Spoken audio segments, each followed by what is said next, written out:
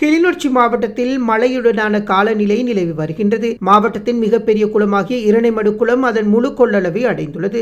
மாவட்டத்தின் ஏனைய குளங்களான கனகாம்பிகை குளம், கல்மடு குளம் என்பன வான் பாய்கின்றன. கிளிநொச்சி ஊடாக வட்டக்கச்சி செல்லும் வீதியில் விவசாய பண்ணைக்கு அருகில் பனைமரம் மின்சார வயரில் வீழ்ந்து காணப்படுகிறது. அதனை அகற்றும் பணியில் மின்சார சபையினர் ஈடுபட்டுள்ளனர். இதேவேளை தற்போது நிலவும் சீரற்ற காலநிலை காரணமாக மன்னார் மாவட்டத்தில் உள்ள கரையோர பகுதிகளில் கடல் நீர் உட்புகுந்துள்ளது. எனினும் எவ்வித பாதிப்புகளும் ஏற்படவில்லை.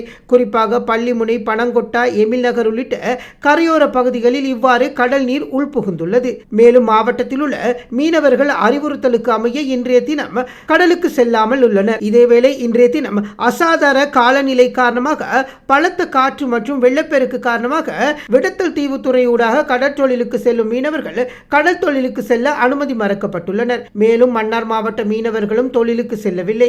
இதனால் மீனவர்களின் வாழ்வாதாரம் பாதிக்கப்பட்டுள்ளதாக மீனவர்கள் தெரிவிக்கின்றனர்.